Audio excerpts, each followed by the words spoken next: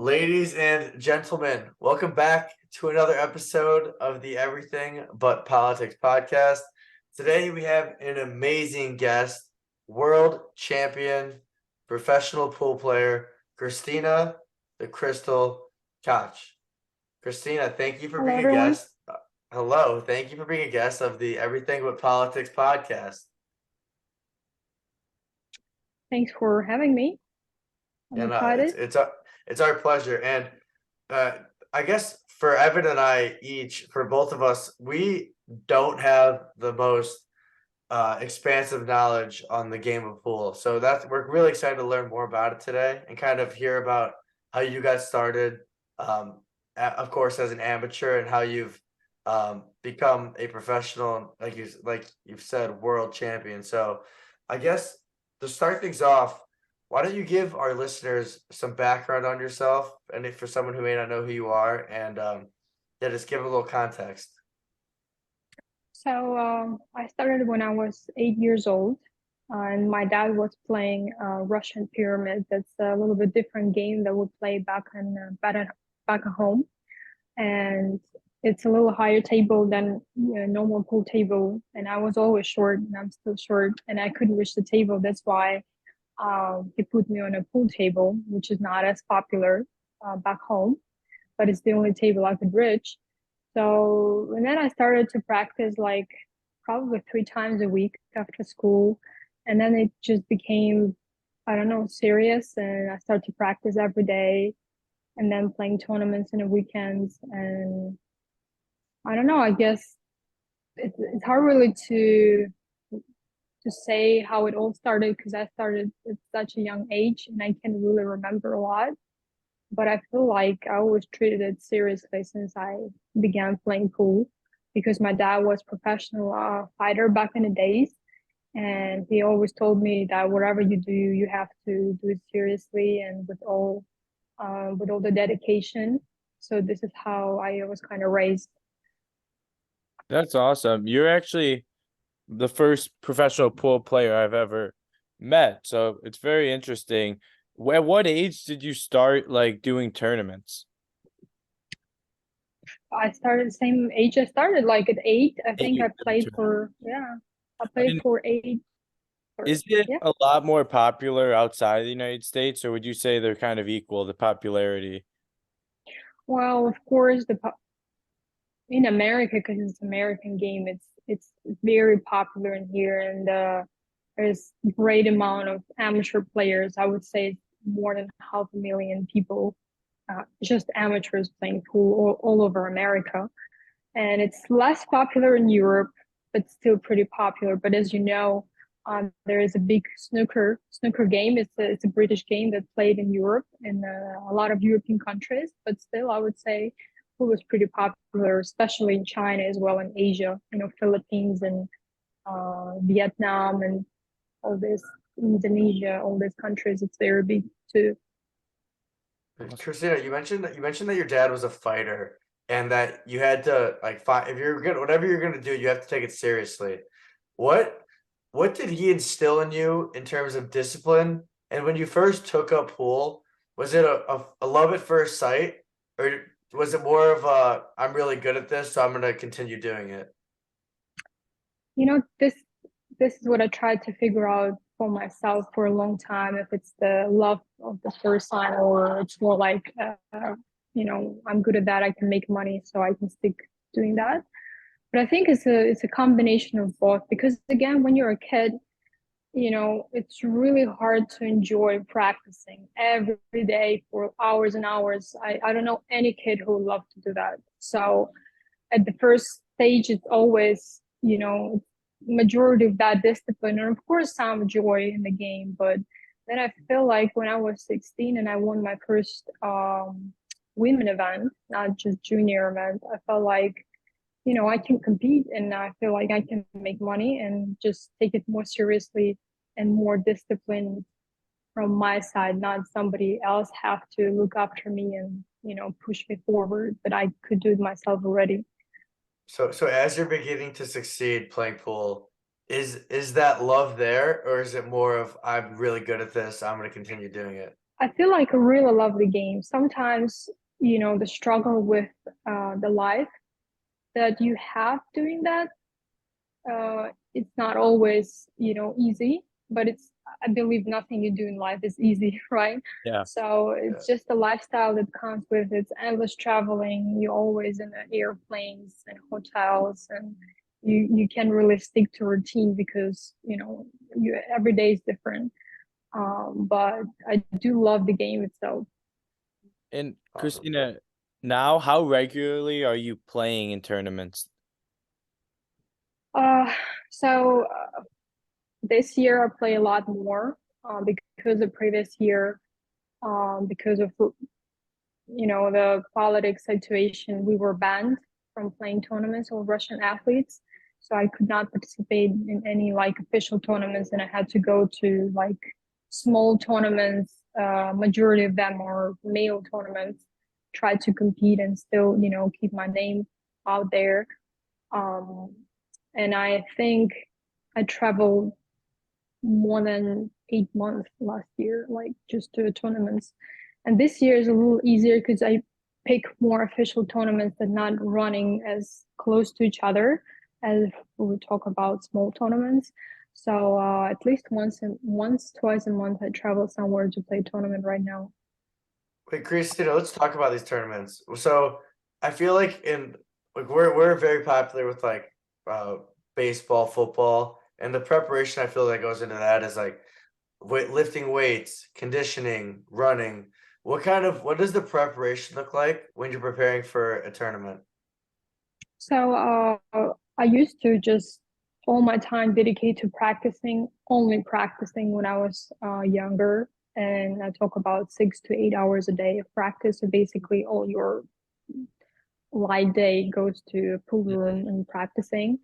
Now, because it's not possible anymore for me because of my back, and it's when you put so many hours or so many years, you start hurting your back without taking care properly of that. And I've never been taught that you have to do stretching, you have to work out to maintain your health. So now I'm running into some back issues that not letting me practice more than a certain amount of hours. So I try to split my day into day practice around 2 hours, and then try to work out and try to walk 10,000 steps at least every day, and Nice. like just go on a treadmill, and try to also go in the evening to kind of separate the sessions so it's not too hard on my back, Mhm. and just try to generally get myself in this mode of a tournament, start watching matches on YouTube, try to visualize that I'm kind of in there. It's a lot of visualization that can help you out a lot to prepare for, a big tournament. Well, let's say you're 8 months out preparing for a tournament, or excuse me, 8 weeks out preparing for a tournament. Where do you want yourself to be, both physically and mentally? When that tournament is around, when it's tournament time? Where do you want to be? So when we talk about game conditions, right, my physical game, I want to get to the point where everything feels fluid, and you could definitely feel in your body when you take some break and then you go back to practice. Everything feels kind of funny. You're not really stable in your stance, and you're not as natural, and some things has to be forced. You have to pay attention to certain things. And when we talk about pool, I want to make sure that I everything feels natural for me. And physically wise, I want to, first of all, I start waking up earlier too, try to catch up with the tournament time, because a lot of times we play 9 or 10 a.m. matches, and I'm definitely not a morning person, so I gotta put some time in there. So I start kind of waking up early and earlier every day. So I want to get to the point where waking up at 8 feels like great for me, and I'm not feeling tired or sleepy. And that just, you know, basically I try to work out consistently anyway. It doesn't matter if I'm preparing for a tournament or not. Nice. How long does a normal match usually take? Depends of the race, but average I would say it's 1.5 hours. But also a lot of matches now, official tournaments. We have TV arena where, you know, it's live streamed, for example, to television or somewhere, and you have a shot clock, which basically a referee goes and track each of your shot, and you only have 35 seconds to execute. So it kind of speed up the game a lot because you can't just stand there for a minute and think what you're going to do. You only have 35 seconds and one extension per game, which is another 35 seconds. So, Okay. And America and I aren't extremely familiar with the entirety of the game. Is there a series when you're playing someone, or is it just you beat them once and it's over? uh, so depends again on the tournament because now actually my main sponsor, start a series of tournaments where it's not only one race, let's say race to 7, but it's 2 races or 3 races to 4. So you basically play best of 3, and if it's 1-1, instead of playing another set, you do a shootout, certain kind of shot that each of you take, and again, it's like best of 4 shots, for example. So it's very, yeah, it's a very different format for pool, and a lot of players were very skeptical about that because it definitely puts a lot of pressure on you, because if it's race to 7 and you take 3-0 lead, for example, you feel like you're kind of secure, right? Because it's, I don't know, it's some kind of mental thing. But when it's race to 4 and, for example, you win the first set, you kind of favored, right? But then if you lose the second set, you still have to go in a shootout and you're not favored anymore. Yeah. So it's a lot about the psychology of the game, and I really truly love it, but it's a lot of pressure. So it seems as if like, so we're big golfers. We play a lot of golf, and that too is a mental grind. It seems like this is like a mental grind that really doesn't get much appreciation for being as mentally enduring as it is. Do you think that's a fair statement? Oh yeah, absolutely. Pool, golf, and tennis, all these sports, you know, are required also mental preparation for each tournament, and it's also you have to train your mind to treat the game, treat the whole process in a certain way. Otherwise, you can just, you know, you can't handle it because it's, you know, everybody can play great when you practice. It's about putting this best game, into conditions where literally all your body is shaking and you're under huge amount of stress. Yeah, like you said, it comes down to execution. Yeah. So wait, so Execution. Kristina, something I want to talk about with you is your world championship. That's obviously a massive, ginormous deal. Can you kind of maybe like walk us through that day, um, where you were when this happened, who you beat? Like, can you kind of give our listeners a rundown of how you became the world champion? So first of all, it's a junior world championships, Okay. right? And this year I actually finished third in the women world championship. So my main title is still there to take as a women world champion, but it's I I played I think 5 times in the world championship before, and no 4, and 3 of them were run in China, and it was very tough conditions for a lot of European and whoever traveled to China, because it's obviously very, you know, jet lag and food and everything. Just the whole condition were tough, and it was my last year when I won the world championships, and actually it was held in Russia, in Moscow, in my home city. That's So awesome. it was amazing. I beat American girl in semifinals and Korean girl in finals. She's competing with me still in women division. So she's a strong player, and I couldn't believe it. Honestly, I was so excited, and this is something that I worked towards all my life. And the previous year, I lost in quarterfinals, and it broke my heart. So it was kind of like a big reward for me for all the hard work. So Yeah. when you do win that, well, yeah, like I was like, congratulations on that. That's Thank you. seriously impressive. But when you do win that and it's final, I mean, what's your first reaction? I mean, how do you go about that?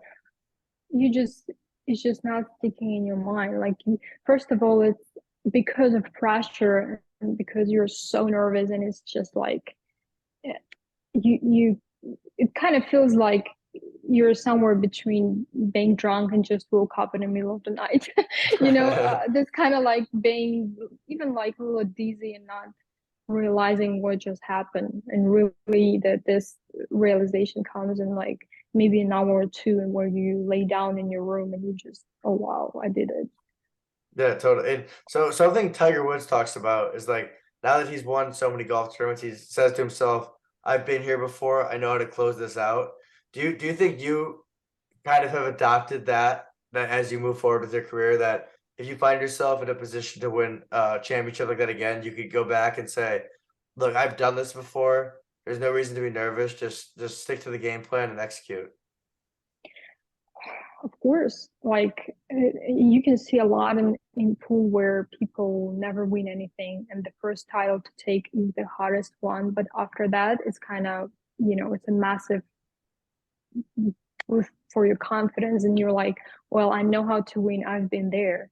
You're right, it's actually, pool is very like with golf, and I read a lot of mental books about golf and tennis because it's very very like with pool. So you're absolutely right. And after Nice. you won the world championship, what changed in your personal life and your professional life? What was different after that moment? So it's kind of like for every athlete, like Olympic Games, winning this gold medal, Yep. it's a little, mark in a in a box that I did it. It's not actually changing a whole lot because you have so many tournaments, and we have a lot of big tournaments that are basically equal to world championships. It's as hard to win, but something about this world champion, just about the title, just about your confidence, and I guess, and it's great for your portfolio as well for sponsors when you say, well, I'm a world champion.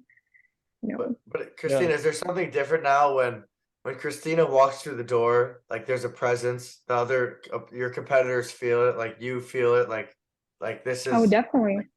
yeah. So Yeah, it's there's also, that yeah, yeah. So there's that edge that you definitely have and can sense.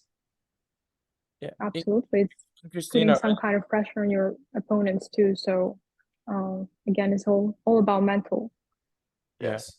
Are the tournaments like similar to golf that like based on where you place, you get paid per that placement? Or does only the winner get paid? How does that work? Absolutely same. Okay. Depending on the tournament, how many participants and what is the prize money. But usually it starts somewhere from a 32 to a 16, depending again on the tournament. If there Is there a cut line? Like do some people not get paid, or if you show up, you're getting Of paid? course, Cut yeah. line. Some tournaments invitational you get paid to show up, but it's only invitational. It's like 16, and it's only for men. Like I was invited once to it's actually going right now. It's a Whirlpool Masters tournament. It's like the best 24 to 16, depending on format, they change it back and forth. Hmm. But it basically is like 16 top players of the in the world. And of course, majority of them, they invite men. And recently they started inviting some women here and there. So it used to run in Gibraltar in Spain, and this is the format where they invite you and you get paid to come. But majority of tournaments, no, you're not getting paid to come. Hey Christina, so something I'm curious about. I mean, I've heard you talk about in just the 20 minutes we've been talking, a lot of traveling. How many countries have you been to? I think over 20, probably five or something. How A many lot. continents? How many what? How many continents? I've been, I've never been in Africa and Australia.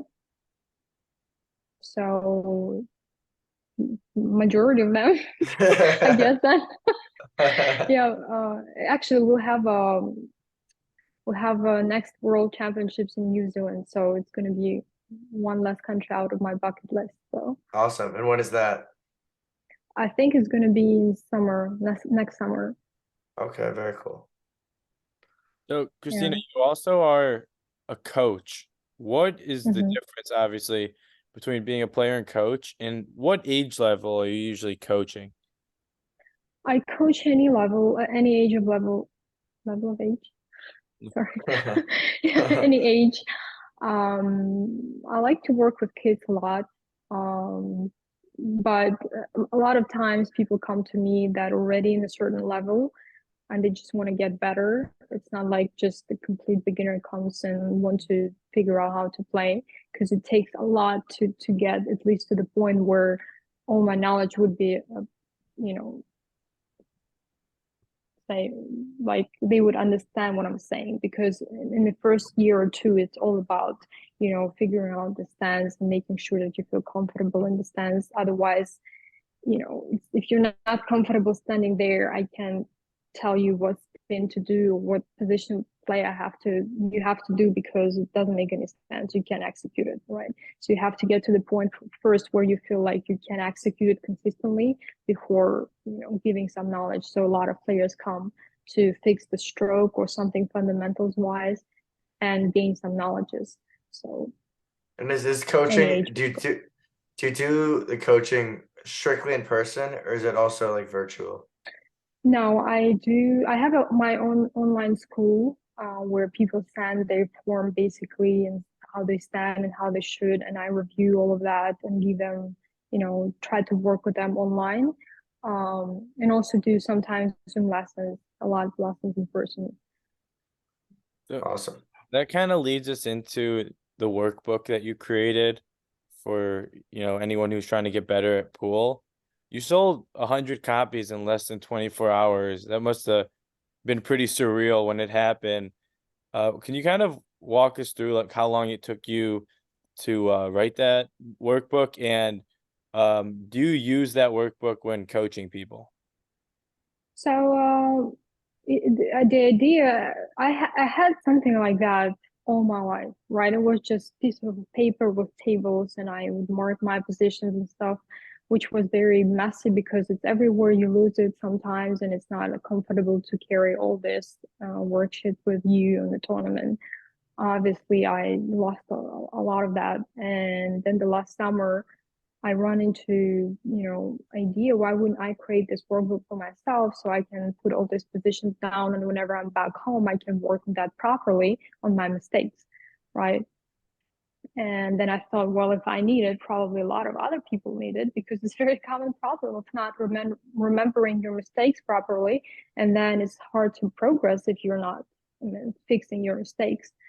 And then it took me half a year to just sit and do that, and I finally, you know, did it, and I was surprised it's actually sold that fast and keeps selling, you know, and because I know it's a very, again, common problem for a lot of pool players, and it's a very useful thing, and I do use that when I give lessons too. That's awesome.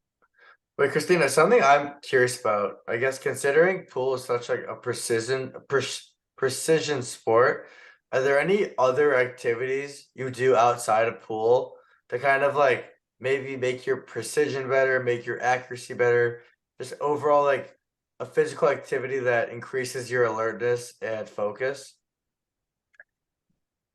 Meditation, yoga. Okay. There are some other games, for example, on computer where on the screen you basically have 100 numbers and you have only 2 minutes and you have to click on every number, like from 1 to 100. So it's basically increasing your focus and concentration of looking and remembering where numbers were. So it's a kind of fun game, but it's not really that you can do much outside of a table, increasing your focus and accuracy and precision, because it's majority of that, you know, you have to do in a pool table. Wait, so let's go back to before you started yoga and meditation, opposed to where you are now, having done it for a while. How has your game evolved? A lot better, because again, when you do yoga, for example, it's all about breathing. And when you do meditation, it's about focusing on something and, you know, just not basically not focusing on anything is also focus, right? And it does help a lot in pool, especially again under the pressure. to learn how to breathe, how to calm down your body, your mind. It's been really helpful for me. And actually also for me personally, listening to classic music, it helps a lot too, because I feel like it's releasing my dopamine because it makes me be so optimistic and just focus better on what I'm doing, focus better on myself. And when you are in that competitive must execute mode and you catch yourself with nerves or a little anxious, do you go back to those meditation and yoga exercises and take deep breaths while in competition? Yeah, I'm trying to focus a lot on my breathing, especially when on my chair. And I'm not the only one who does that. It's a very common practice for a lot of pool players, a lot of billiard players. Yeah, And because it's in the end of the day, as you mentioned, it's all about execution. I've been there, I know how to do it. It's not about, me winning or, whatever it is. It's about me versus me. I have to play my best game. Definitely. So and when you are playing in a tournament, do you wear anything to track your heart rate? Because Merrick and I, we wear something called a whoop. And I've seen sometimes when we're on the golf course, you're gonna hit a shot and it will just maybe spike up to 140, 150 beats. And then you obviously got to bring yourself back down. I wonder if you ever monitored that during a tournament. no, but we had one tournament back home. It's actually it was a funny format of Team Russia versus Team America. Mhm. It's like 5 to 5 people, and one of a year of this tournament, garment. I'm not sure if it's the right word, the right name of a company. A The garment, bracelets garment. yeah, and they Okay. have this kind of thing around your waist. Yep. And in one of the tournaments, they were sponsoring this event, and every player had to wear this waist thing where they track your heart, and you could see that the heart rate just went to 150 in a second right before the execution. This is how excited, how nervous you get while you execute every single shot. Yeah, that's all. That's so interesting. Kristina, something that I obviously saw on your Instagram and I'm sure has kind of changed your life in a sense on the social media presence. Can you tell us about your experience hanging out with Joe Rogan? It was fun.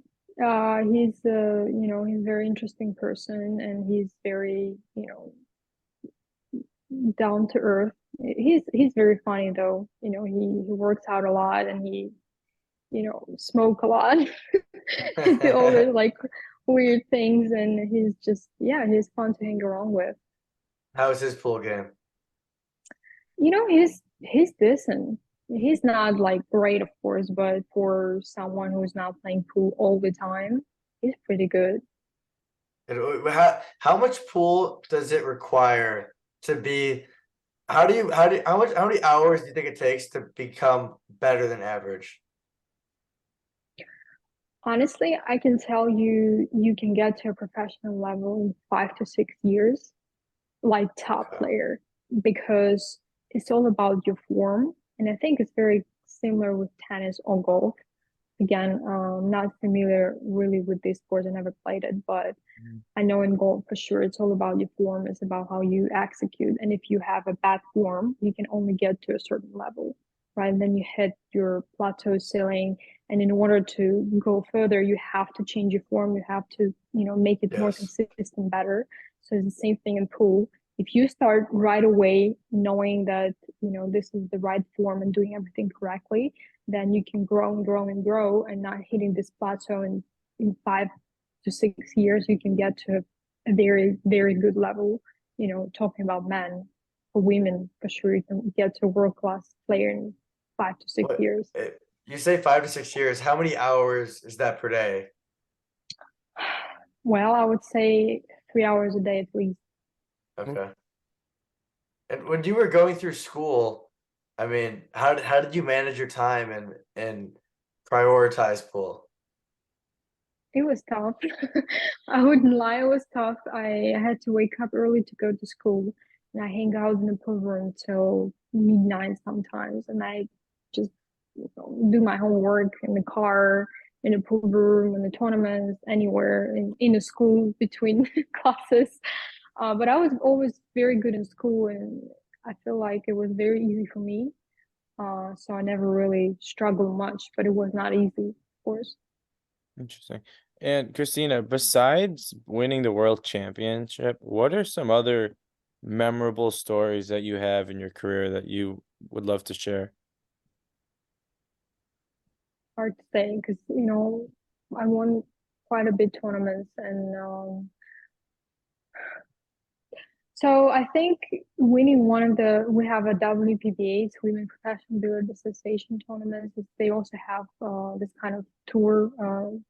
They run throughout the whole year, and I won my first one in 2019, beating like number one in the world and another number one in the world. And back then I was good and everybody knew I'm professional, and I already won a lot of tournaments, but it was never like winning, back to back, beating so many good players. And I feel like it was my first title where I really, felt like I'm there, felt Yeah. like I can be there. And were you at that time known as the Crystal? Where did that nickname come from? And how do you like it, I guess? So my nickname was kind of, it's a kind of funny story because a lot of people were calling me different names like KT, Ice Queen, Russian Killer, all that names that I never liked because I never wanted to really put any kind of country next to my nickname because I don't want to be associated with certain nation because I play internationally and now I live in America. So um and then my friend, I run a poll in Facebook asking what do you think would be a good nickname for me, and there was like hundreds and hundreds of comments, and my name actually specified them in categories like nation related, like killer related, animals related, whatever it is. And then a lot of them were coming from snow and ice because I'm very unemotional when I play pool. Like I'm stone cold, and I try to always hold my emotions and never show anything. And I like from Russia, obviously, and it's associated with ice and snow and cold and all of that. So we wanted to have something, related to that, but not like Ice Queen. Like a lot of people were calling me that, but I think it's very dumb. No offense to anyone who has a nickname like that, but you know what I'm saying. It's not really good to, yeah. Yeah, I was just gonna say at this point in your career, do you have like a rival or like a main opponent that people kind of always like say, oh, it's gonna be her versus her, and something that kind of like is a headline? Not really. No, for me, inside of me, I do have a couple of these kind of opponents when it's win or death. This is how I feel. Like every time I play, I'm like, I can lose. I have to, I don't know, for myself, prove something to someone. Yeah. So definitely I have this kind of opponents. Awesome. So going back to the crystal, you did the polls, and then did someone give that recommendation, or you chose it yourself? Yeah. So Someone. a couple of times people mentioned something like that, and I figured, combine everything people was mentioning. I decided to pick up this nickname, and we have a lady called the Black Widow, Janet Lee in pool. She's probably made the most money of everyone probably combined ever lived and played pool professionally. She did very good job, and one of her thing were promoting herself and marketing herself as a Black Widow, which is also a great nickname, obviously, because she was the first agent in America playing pool, and she was good in America. So she made a lot of money doing that, and I figured, well, why wouldn't I do the same if it's been proven it's successful? So why wouldn't I do Yeah, that? totally. So when it comes to like I was talking about earlier, like here in like the US, like the NFL is obviously the main thing, NBA, MLB. What is the pool equivalent of the NFL? Uh, the problem with pool, right? And it's because let me think about it. The problem that pool has right now, we have way too many NFL, right? We have Gotcha. Predator, my main sponsor. We have Matron, that like British promoting company. We have China. We have Europe. We have World Federation, and all of them trying to pull the blanket, and it's very hard, and none of them can go to a point where, okay, we can work together and not trying to fight with each other. And all our federations like into this kind of fighting mode, and this is why I feel like it's going to be hard for pool to grow to the level of NFL or whatever it is, NBA, Yeah. because there's not one organization that will help all of us. But with that being said, I would imagine that the pool fans are extremely passionate, Oh yeah. like die hard to the brim. Yeah, I think if again we will have ever one organization that will combine everything together, all players, and you can find a lot of fans and a lot of people who's going to watch it, because there's a lot of people who love pool. And who would be considered the GOAT of pool? So there is one man, he's very old, Filipino, Efren Reyes. He's like, everybody calls him a goat because he's a magician. This is another nickname for him. He played on a high level and did just crazy things on a pool table. His imagination and just the way he executes, it's just magical. And if you go to Philippines and if somebody will see you carrying a pool stick, the first question is going to be, do you know Efren Reyes? Like, everybody knows back in Philippines who he is, and of course in pool, everybody knows who he is. How do you say his name? Efren Reyes. Efren Okay. Reyes. Yeah, Yeah. I gotta look him up on YouTube. See the Yeah. magic you're talking about. Yeah, there's a lot of shots that, it's not like mystery shots. It's just very hard to execute them. And Yeah, percentage of that you're going to be able to make it out of first try in a tournament is very low. And he kind of always managed to do that. gotcha. Awesome. Kristina, I think this has been I know this has been an amazing conversation. I know both Evan and myself have learned a lot about both you and the game of pool. So really thank you for sharing your knowledge with us, for giving us some insight into the game and how you go about preparing for these tournaments and then executing when the tournaments come. So where is the best place for our listeners to find you on social media? Facebook, Instagram. I think that's the biggest. And what are your wait, can you say your Facebook and Instagram for our listeners, please? My Instagram is the Kristina Tkach, and Facebook is just Kristina Tkach. Very easy to find me. Great. Yeah. Perfect. Thank you so much for coming on the podcast. We really learned a lot. Thank you guys. Great Yeah. time. Yeah, Thanks for having absolutely. me. All right, guys. See you next week. Deuces.